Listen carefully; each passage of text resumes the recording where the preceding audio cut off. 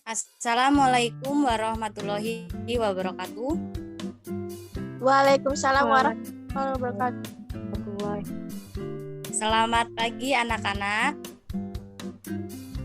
Pagi. Pagi, Bu. Pada hari ini kita akan membahas materi tentang pembagian sastra menurut zamannya dan sastra lama dan juga sastra baru.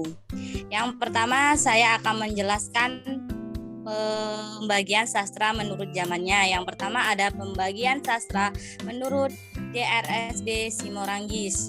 Yang pertama ada kesastraan masa lama atau purba atau sebelum datangnya pengaruh India.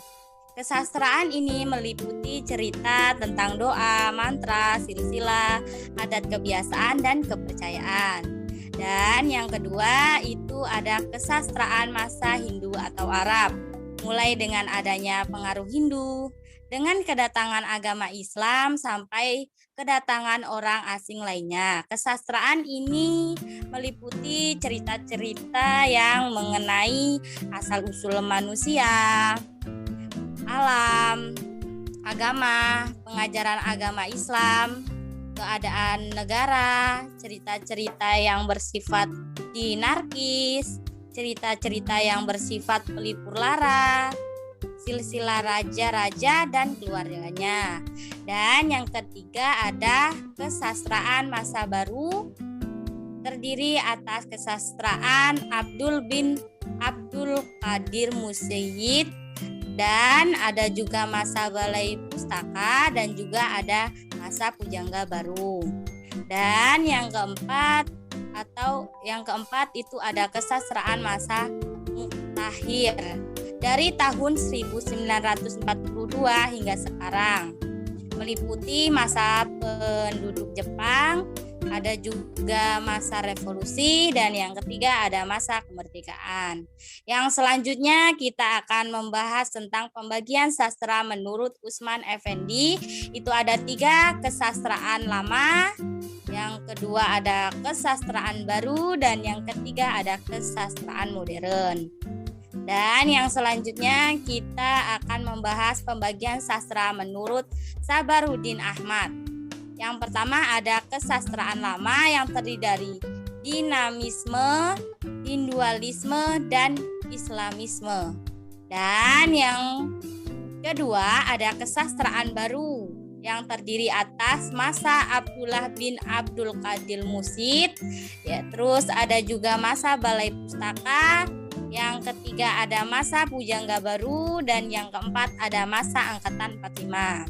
Dan yang selanjutnya kita akan membahas pembagian sastra menurut DRS Umar Yunus. Yang pertama ada sastra pre-angkatan 33 atau pre-angkatan pujangga baru. Yang dimaksud dengan pre-angkatan 33 ialah masa antara tahun 1928 peresmian bahasa Indonesia oleh Sumpah Pemuda sampai tahun 1933 munculnya pujangga baru. Dan yang kedua itu ada sastra angkatan 33, angkatan pujangga baru. Yang ketiga ada sastra angkatan 45 dan seterusnya. Yang terakhir ada pembagian sastra menurut Profesor Dr. Andes Slamet Mulyana. Yang pertama ada sastra Melayu klasik, kedua sastra Melayu modern atau baru, dan yang ketiga ada sastra Indonesia. Sampai di sini paham? Apakah ada yang ingin ditanyakan? Paham, Bu. Paham, Oke. Bu. Baiklah, kalau begitu kita lanjut ke materi yang berikutnya, yaitu karya sastra lama. Yang pertama kita akan membahas pengertiannya terlebih dahulu ya. Sastra lama merupakan karya sastra yang berbentuk lisan atau ucapan. Sering juga disebut sebagai sastra Melayu yang proses terjadinya berasal dari ucapan serta cerita orang-orang zaman dahulu. Semua sastra lama yang terdapat di Indonesia tidak ada nama pengarangnya. Dan yang selanjutnya kita akan menjelaskan tentang materi ciri-ciri karya sastra lama. Yang pertama, bentuknya berupa puisi yang terikat seperti syair, pantun, hikayat, mite, legenda, dan juga dongeng. Dan yang kedua, dibuat dari, untuk, serta milik rakyat atau masyarakat. Dan yang selanjutnya atau ciri yang selanjutnya itu ada anonim atau dengan kata lain tidak dicantumkan siapa pengarangnya. Dan yang keempat itu ada istana sentris, yaitu ceritanya berpusat pada istana dengan pengambilan tokoh raja. Dan yang selanjutnya kita akan membahas tentang karakteristik karya sastra lama. Bentuknya berupa puisi yang terikat seperti syair, pantun, hikayat, mite, legenda, dan juga dongeng. Dibuat dari, untuk, serta milik rakyat atau masyarakat. Antonim atau dengan kata lain, tidak tercantumkan siapa nama pengarangnya. Dan yang terakhir itu ada jenis-jenis karya sastra lama, yaitu ada 2, prosa lama dan puisi lama. Sampai di sini paham? Paham. Ya sudah, kita akan melanjutkan materi yang berikutnya, yaitu karya sastra baru. Yang pertama kita akan membahas pengertiannya. Sastra baru adalah karya sastra yang telah dipengaruhi oleh karya sastra asing sehingga sudah tidak asing lagi. Contohnya seperti novel, biografi, cerpen, drama, soneta, dan lain sebagainya. Yang selanjutnya kita akan membahas tentang ciri sastra baru. Yang pertama ada pengarangnya dikenal oleh halayak ramai.